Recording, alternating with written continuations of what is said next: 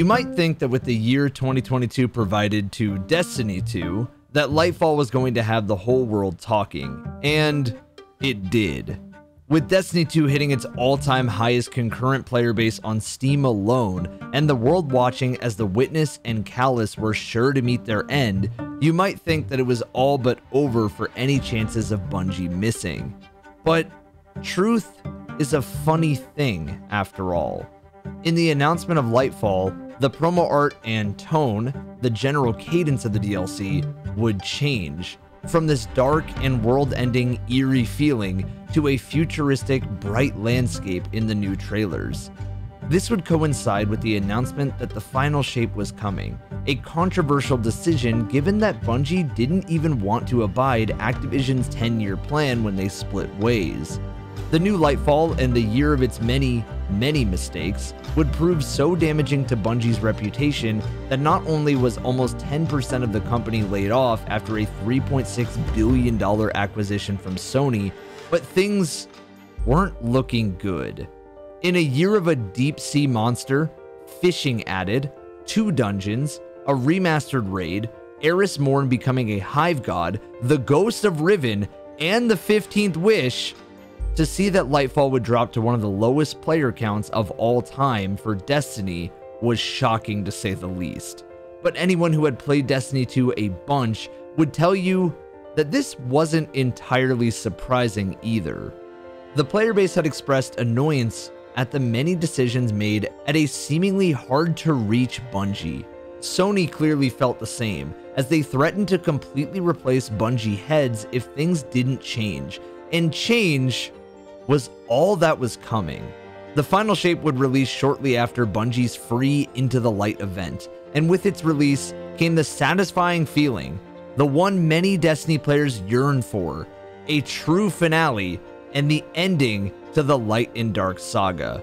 The Lightfall we finally got. Bungie had a mountain to climb to gain players' trust back, and the most player-friendly decisions would need to be made in order for this to happen. Not only was Bungie back against the wall, but other games were scooping up players left and right. Games I have and will be covering in the near future. The first Descendant had a decent launch with its beta and was soon to come out. Helldivers 2 surprisingly took the world by storm. Once Human was set to be a free-to-play unique experience, and of course, the behemoth that was Elden Ring was soon arriving. Bungie has, in my opinion, always known that they have the ultimate live service experience with Destiny's gripping FPS world, built with an endless sea of content in broad strokes. But the penultimate content is met with the conclusion of lack of depth in recent years. For every great mission and activity came with it an easier barrier to entry with the best loot in the game, and nowhere to really test your might. In just 6 months, Bungie would respond, creating the Into the Light event. This would almost instantly rectify many issues with the core game to a lot of players. Gone was crafted red border weapons for playing the activity once a week, and instead, focusing came with drop chances, giving you a 50% chance of getting the weapon that you wanted to drop each time, but with random rolls. The loot drops were massive, as was the depth of loot that Bungie would provide, adding shiny variants to these weapons that would drop with double the perk rolls and a custom shiny shader. If you're looking for a place to test this loot, how about the Pantheon, the greatest activity in my opinion since raids and dungeons. This was a raid boss gauntlet to gain raid loot and Into the Light drops. This changed raid fights and brought them up to contest mode by the end. This event was an enormous success and drove players' sentiment through the roof. Not only that, but it was marketed as the gearing up for everyone to take on the final shape, and in my opinion, it worked so well. While it may seem impossible to please Destiny fans, I think this was the answer, and it only got me licking my lips for what the final shape was going to be like. Was Bungie about to remove red border weapons that make crafting too easy? Would they at least reduce them and get pickier on them? We interrupt this program to bring you a sponsor of today's video. Fast-paced action, maneuverability, and metal slugging around the environment. Does this describe the final shape? Yeah, but it also describes today's sponsor, Metal Slug. With improved weapons, characters, and vehicles, you might think this was an expansion of its own. There's a bit of that nostalgia waiting for you, but look at the comparison to the new Metal Slug. With weapon, character, and vehicle upgrade specialties, you have that progression you might think you're missing. The new joint operation PvE and PvP system gameplay might have that crossover of PvEVP for anyone interested. Metal Slug was a game that I played when I was a little kid, so jumping back in got me filled with nostalgia. If this sounds good to you too, then consider clicking the link in the description and checking this game out for yourself, as it can be accessed on PC and mobile, Android, iOS, Windows, and Steam. Thank you to Metal Slug for sponsoring today's video, and back to the final shape. Would Bungie add more cosmetic incentive to play the endgame? Was the raid about to be the most insane one we have ever seen? Only one of these is really true, but the final shape was the end of an era for so many. Not only was this the mark of 10 years from when I was in high school playing vanilla Destiny, but it was the final DLC for a lot of people at Bungie. Director Joe Blackburn sent this DLC as his last as game director, and many people that I have gotten the chance to meet and other ones were either let go with this being their last DLC or they would leave soon after, marking a paradigm shift to come for Bungie. Hell, this was the last soundtrack we would ever receive from Michael Salvatore that we know of, and it was a great one to leave off on. The final shape would come out with an unfortunate bevy of issues regarding its severe server problem. And it really showed that although it was a grand moment, Destiny 2 is unfortunately still held back by some of its most internal issues. Some players couldn't get into the game for almost 48 hours, and with a raid race being moved to the first week instead of the second, it seemed that time was ticking. And of course, review bombs would drop. Thankfully, when players did get in to experience the story, they were met with a much better attempt at a legendary campaign than Lightfall.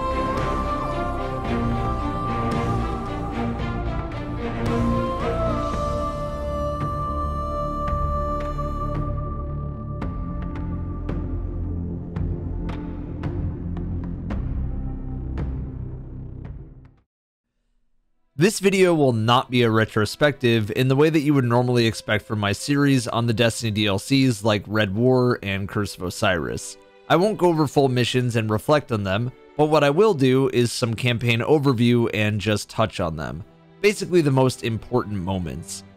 The Final Shapes campaign was easily the best in terms of mission structure out of the 3 legendary campaigns. And it got me thinking that I really believe if Beyond Light had a legendary campaign revamp in some ways, it too could have had this level of excitement. I thought back to House Salvation and Aramis's gang back in 2020.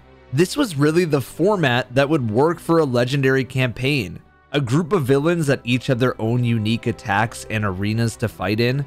Now with the Witch Queen, I felt that narratively the story was the best Destiny had ever seen. Hell, I think the story portions of Witch Queen were more engaging than even the final shape. But gameplay-wise, the Witch Queen's campaign had me fighting bosses that were just not interesting half the time, and a lot of them I have seen before. Lightfall was only helped by Strand, and if Strand wasn't brand new and interesting, then it would have been made way worse. See, I didn't even mention that Beyond Light had stasis, because the boss fights were actually a little more interesting. The final shape is the middle ground of all of these, and so while it doesn't exactly excel past the heights of the Witch Queen's legendary campaign story, and have a cast of interesting enough villains the way that Beyond Light had, it doesn't offer a better super than Strand or Stasis, with Prismatic being a literal middle ground of light and dark. It does have consistency across the board. This is just the legendary campaign and not the post-campaign, by the way, so I am reserving my judgment for that later. The campaign unfortunately suffers from a few issues that make it hard to come back to. The first being that, spoiler, this is a teaser for the raid. The ultimate payoff is that you break the shield of the witness, but more on that later. The other issue, Subjugators and Tormentors really take up majority of the bosses here, and have no depth of character that makes you even remotely care about them. I hate to do this because at this point, you guys are sick of it, but when I look back to Forsaken, the comparative DLC that Bungie was aiming for the final shape, I think of the Scorn main villains as each having their own little personalities and unique environments. It's the same thing I just discussed for why I liked Beyond Light's roster of villains, but what made the Scorn work best was what they took from us, and that was Cayde 6. And of course, we wanted revenge. So when the final shape introduced the Dread, a whole new enemy race, they didn't have personality or reason to exist beyond giving the Witness an army. It's like the Taken that were introduced in the fitting Taken King, but without much of a gripping lore reason. The Taken were the other races zombified into these hollow husks, whereas the Dread are stolen light from the Traveler used to create perfected beings by the Witness. At least that's what the wiki says, because their existence isn't really explained. If it is, then I really missed it. And I know Tormentors and Disciples in general kind of fall into this same boat, but still, leave me a comment clarifying it more if you can. Regardless, think back to the Taken King when the Taken were introduced, and how you would literally walk through a horror-like setting on Phobos, seeing the Cabal snatched out of thin air and turned into Taken. I really wanted that from the Witness, even if I really liked seeing the opening cutscene of the Witness freezing the people in the last city. So, we followed the events of the 15th Wish and found our way into the Pale Heart and on a journey to the Traveler, a place that we have always wanted to go for the last 10 years of Destiny. This purple backdrop veiled destination was really only visited in the prologue, but it gives you a taste of everything you would get to know through the 6 or so hours of the campaign. Light raid mechanics with a hint of familiarity in the mission structure, rally flags, etc. The Traveler also looked to be using locations familiar enough from the past in a mixed collab of geography. After this, you are brought directly into the Traveler, and if the bright white setting looks familiar, well, it's because it is. This is the Corridors of Time-like setting back from Season of Dawn. By the end of the mission, you are met face to face with the Dread and Subjugators in this grassy version of the Destiny 1 tower for a standoff. It was clear from here that Bungie wanted to replicate that Taken King feel, as the Witness watches on from this odd tornado behind the Subjugators, just as Oryx did for the Taken. Bungie had one more easy way to get a lot of players interested in the final shape, and if it wasn't a villain, it was a hero.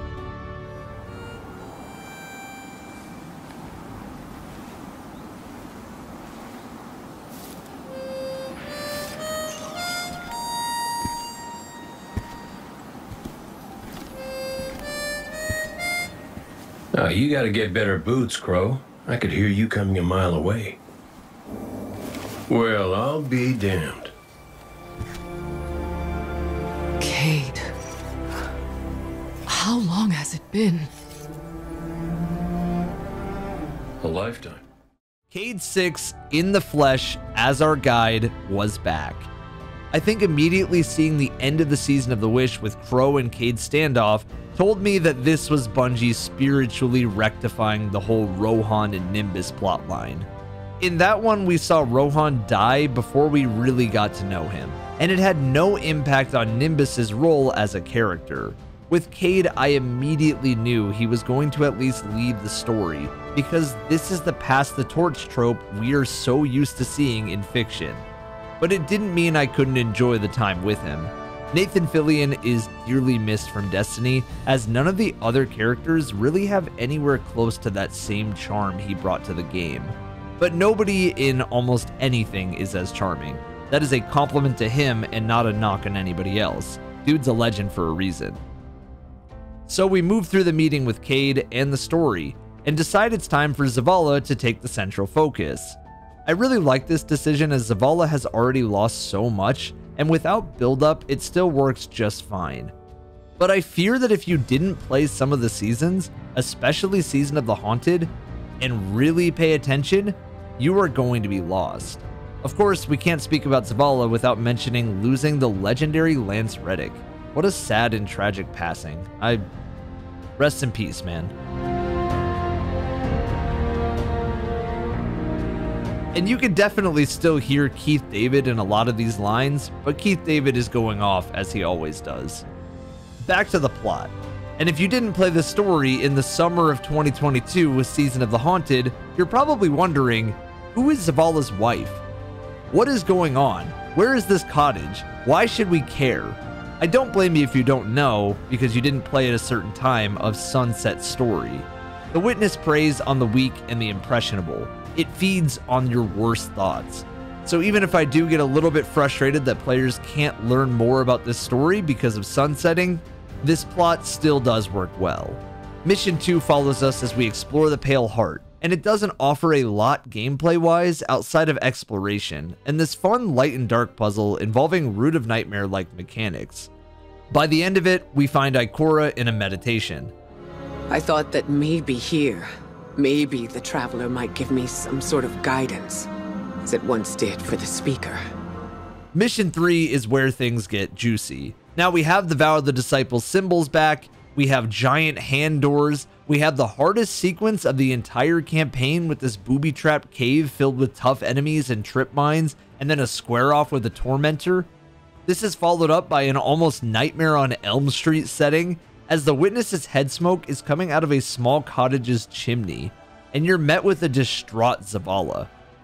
After battling a brig and subjugators, Zavala's visions are shown, and this sequence was pretty great.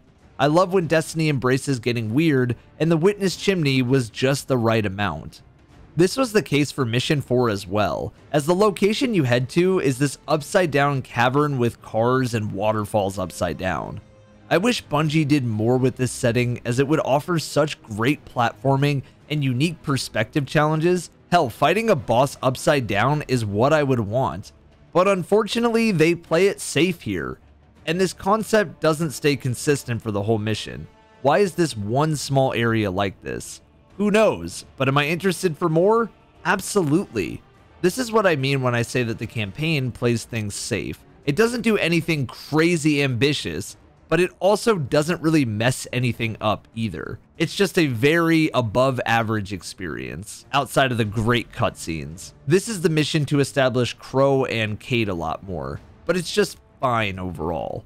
Cool concepts like low gravity and a secret chest for a prismatic fragment, but aside from the concepts, it's just the standard mission format. A heavy miss of potential in my opinion.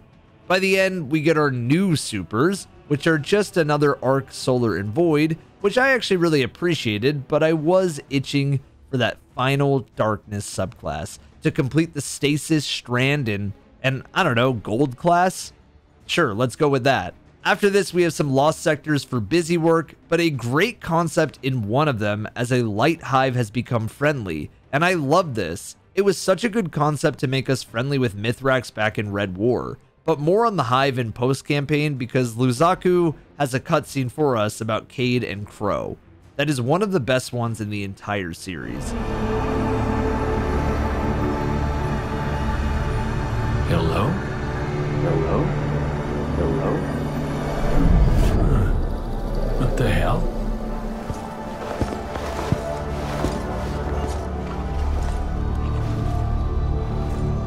Oh, Ikora's gonna love this.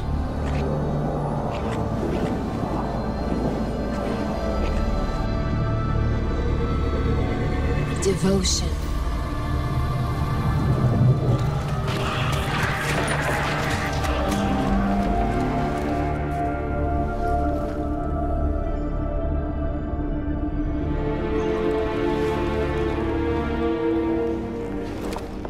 Sacrifice. We're all connected. We are...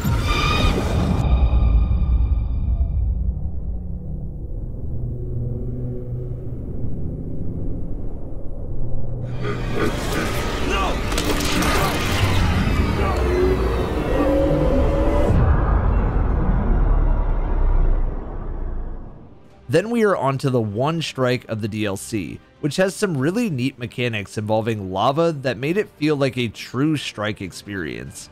I can't say a whole lot more, it's just solid, but it made me want more reasons to engage with it past the one-time play and maybe a grandmaster when they're back. I am begging you on my hands and knees, Bungie. Bring back RPG elements with strike exclusives. Is it really that much of an ask this deep into the game? Just a cosmetic, extremely rare drop specifically from this strike. Please. I feel like Bungie spent a lot of time and effort on this strike, but the main reason people played strikes to begin with was for the exclusives. If this one had it, I guarantee you people would place this strike very, very high on their lists. Mission 6 is here, and we are brought to a lot of story about Zavala and the motivations some of the pyramid statues would have to break free of the witness. It turns out, they don't really like imprisonment, and these darkness statues were the precursors who have been trapped. Why didn't they speak up earlier? Well, I guess they whispered back in Shadowkeep? Speak up, man! Plot holes aside, this mission slaps. There's plenty of great traversal, and there's never a dull moment, with mechanics that worked well for me. You have slowing sections, platforming sections, difficult enemies, and an escape sequence. This is probably the second best mission so far, and I'm sure we just have so much more to go. Last mission here, telling you it's about to end. This mission is really solid across the board too. It is deservingly long with tough, narrow sections filled with enemies and mechanics, and by the end of it, you are squaring off with, well, the Witness. I don't think I could have asked for a more fitting pure fight with the Witness than this, knowing that we were going to fight it in the raid. You see, the Witness was criticized for being a little goofy looking, even if I personally always loved the design, but in this mission and in-game, the boss does look amazing. The fight is pretty basic in comparison to something like Savathun, but it does offer us the literal Destiny Master Sword that made me think back to Ocarina of Time. So you know what? I wanted to slay it with the sword. Speaking of which, and this is sort of random, but I do want to do a Zelda retrospective on my second channel one day, so let me know if that's something that you guys would want. The structure of this fight is a little weird. Fighting the subjugators on round 1 and 2, fine. But round 3 is just grab the sword and rush in one final time. It felt a little anticlimactic, and I feel like when you have the Tormentor enemy right there that was already boss fights before, wouldn't it make sense to end this with a Tormentor? It was cool seeing the NPCs of the game on the field, but their AI might as well be worse than the Halo Marines. At the very end, we are left with this.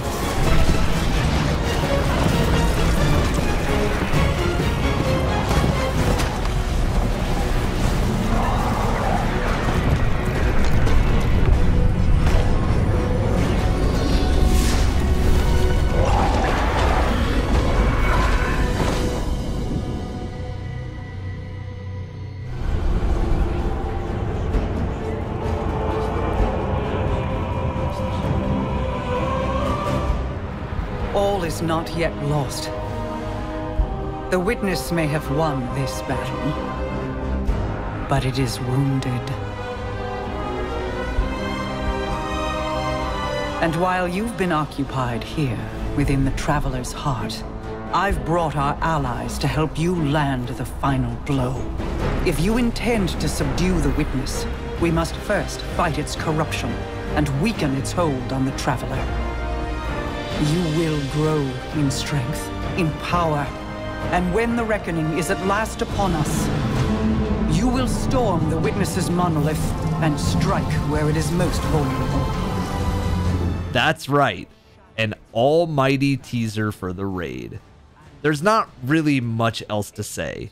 I think that this just proves that the campaign wasn't offensively bad and over-reliant on supers like Lightfall, but it wasn't as gripping in the plot twist like the Witch Queen either. Just a campaign that is very good at not messing anything up. But it seems like Bungie had a lot more on their minds as the campaign closed, with a lot more story and plot developments in the post-campaign quests. So if you'll join me, let's talk about those. With the somewhat abrupt ending to the campaign, there was a lot of questions from the community. Was this really the end? Was there more in the post-campaign outside of the lost sectors, and an exotic quest or two like Lightfall had presented just a year ago? If this was going to live up to and even past the hype of Forsaken, was there at least going to be that big, you're only getting started moment? Well, the final shape, in my humble opinion, does a better job than the past 4 years Destiny has presented, but it doesn't necessarily hit those same heights in the you're just getting started department. Don't misunderstand my intent here, because there's a lot to sink into, but there's a heavy narrative focus and a lot of great variety. It just didn't last as long in terms of that excitement the way that Forsaken had before. I believe this is not the fault of the content itself. Rather, it's systems that are either very for you or very against you. I grew up and fell in love with the grindy Destiny, the game that rewarded depth if I sought to achieve that. And while the final shape offers what it can, there was almost no barrier to entry into the hardest content.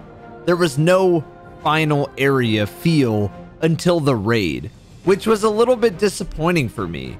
I felt like the campaign did a great job to familiarize me with the Paleheart destination and really setting something up here. But alas, that would be the most amount of depth this large destination would have. I often think back to that feeling of the Dreaming City and how it really was a dream to visit, and I felt that the final shape missed that with the Paleheart and the Witness's intrusion. There wasn't that final place after, even with being presented with the corridors of time like area. I will also note that the core of the final shape doesn't hit those same heights either. There was nothing like pinnacle weapons to really sink my time into. There wasn't that outward progression that you would find with Gambit, PvP, strikes, etc. But those are all opinions on a vision that Bungie didn't really have there. So what about what was? How about the exotic quests and the exploration of what is to be here? Remember in Lightfall how the city was the quote-unquote most lifelike one Bungie had ever made, while also having no citizens? The excuse was the Cloud Arc, an alternate reality where all of the citizens had fled to, and it was just lame. I still think Neomuna is desolate for being this bright and ever-vast city, while the Paleheart somehow felt more lifelike, even though it's a destination that doesn't even matchmake other players. This place is warm, this place is cold, it's isolated, and charming, just like you during lockdown. While the Paleheart lacks a ton of new feeling to it, it does offer a reminder that a palette does not make up for the depth that might be missing. How many times do Destiny players visit the throne world of Savathûn, Europa, Neomuna? The Paleheart gave me reasons to go back beyond, with its exploration to acquire Prismatic. Now, I would still like to say that adding unique cosmetics for rare drops to its lost sectors and world chests would keep me going back for more, but the inclusion of making Prismatic tied to its location was a great one.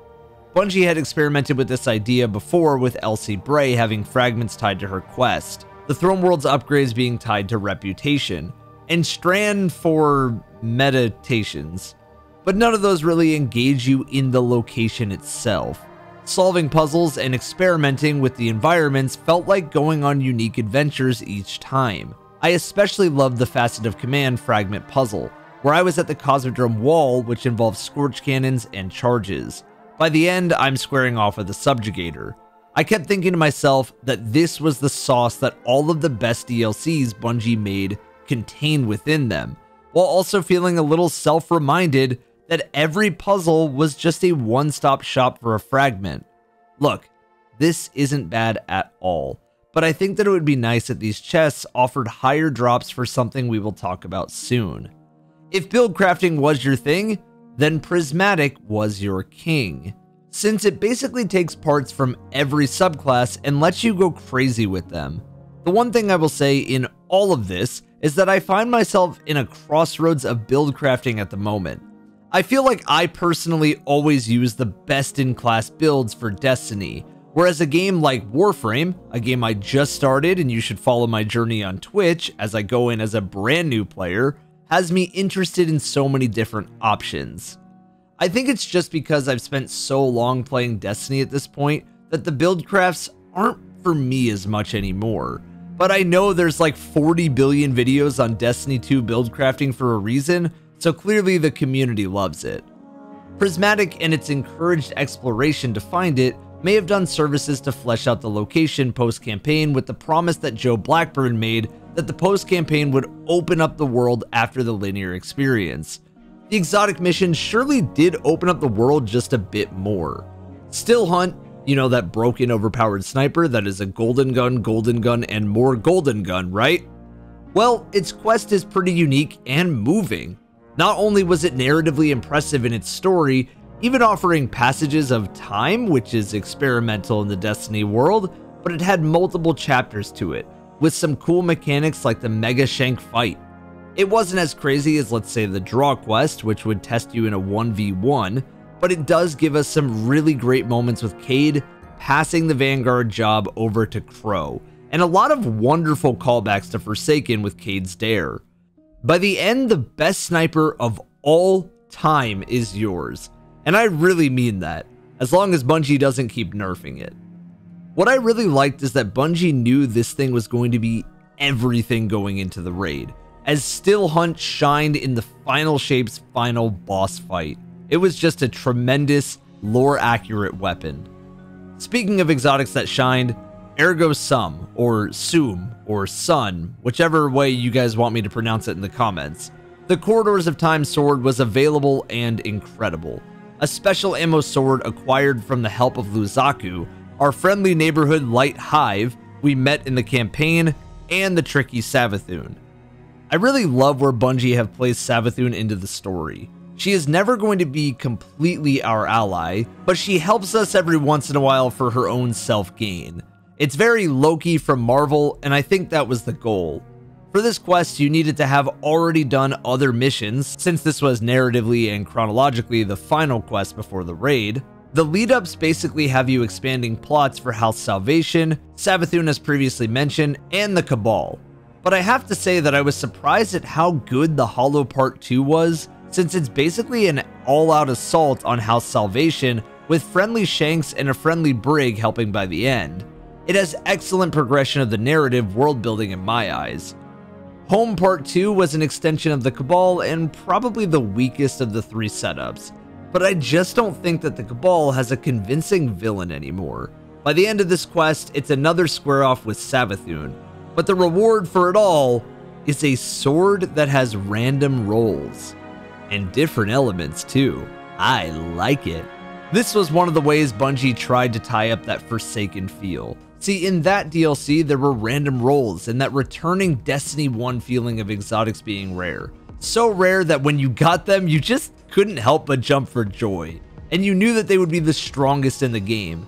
In Destiny 2, that feeling of seeing an exotic has lost its excitement, until Ergo Sum with Wolfpack rounds could be acquired.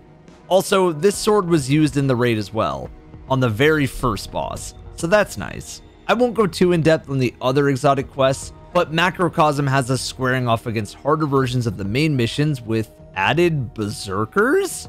Maybe a tease to Scourge of the Past coming back?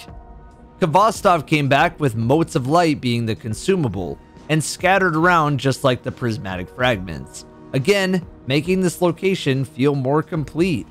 I will talk about the class items though. This dual Destiny mission was one of the best ones in years for the game, and it gives every single reason to play it beyond that very first time. But it also created a whole talking point of issues for the player base. See, the mission, while great and giving exotic class items, which borrow 2 exotic perks from all 3 classes, that is game breaking, isn't keeping people happy for 2 main reasons. First off, rarity and quantity. The player base is just used to more rewards and selection than ever. So a grind with only 1 drop after a patch was put in place to prevent 2 drops hurts the experience. Yes, you can chest farm for it, but the drop rate is so low that players started using a macro in hopes of a god roll. The second issue is vault space. See, Ergo Sum has about 1 to 2 rolls you really want with the sword. But with build crafting on armor in the game, everyone wants every roll, and that comes with a full vault if you really want it. Vault space was expanded in the final shape, but not enough that these aren't going to create issues. I am personally all for exotic class items having a place to grind them more if Bungie wants to add this, like we were saying with those lost sectors and maybe puzzles giving a higher chance to drop them, but the idea and the Forsaken feeling made them a must-have. Now, we should talk about the raid and my post-raid video thoughts on it as a whole. I just ranked it as the best raid Bungie has ever made, but I will say that I am personally biased to puzzles and day one experiences. I can say that this one did feel like the final place for the game, and it was only elevated by the Excision mission. That being said, raids and endgame as a whole are still held back by crafting just being so unfiltered. What I mean is that the raid is an endgame activity that feels more like a checklist for loot instead of a final place to enjoy constantly. I really love the encounters for the first times of mine or anyone else's first time, the teamwork, the puzzle solving, all of it together. Just gathering friends and having a place to go that feels challenging is always great. But I really just haven't felt as good about raid loot since crafting was introduced to them. But that's just one guy's opinion. As a whole, the final mission is very good, but really only that first time. How many of you guys are really enjoying this mission past that very first time? I think it just loses replayability, and Bungie rewards you with a key to play it every week, meaning that there is depth in the raid to go and do this mission. It's fine, and it really is elevated by the fact that there's 12 players and NPCs helping you, but it's just too set PC and feels like a scripted mission more than it is something that I can control. I do like that there's reason to return though, so credit where it's due. But of course, with that being said, that was the end of the final shape's end game, and really the end of the 10-year journey of Destiny.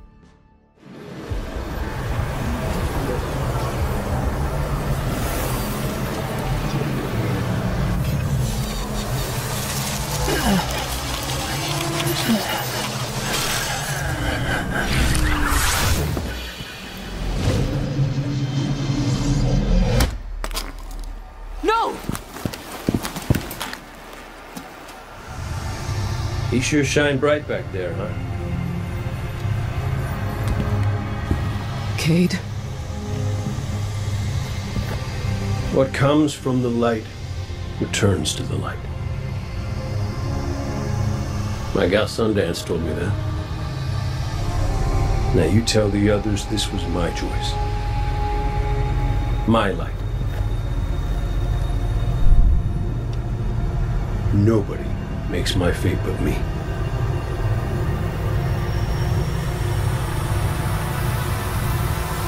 You're my favorite. Don't ever forget that.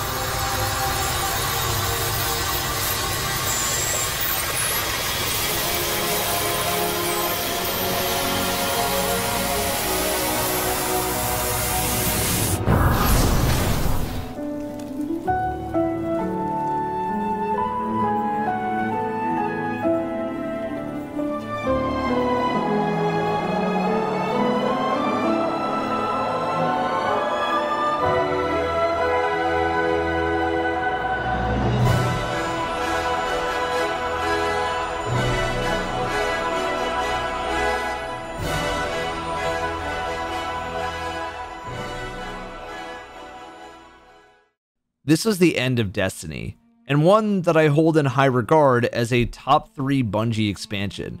Hell, maybe even number 2 on my personal ranking. I think this series is over for now though. While I will still be around for some new drops, new episodes, and new raids, I think that the game could use a break from Bungie to keep it interesting. Because even though the final shape was the finale of the Light and Dark, I think it was not anything that felt new enough for me to have that childlike excitement again. I went into it hyped because Bungie is great at giving us our honeymoon, but I left feeling satisfied with the series, with the game. I know this doesn't help to hear your Destiny YouTube guys say this, but it made me grateful for the adventure, and I think ultimately that was the goal.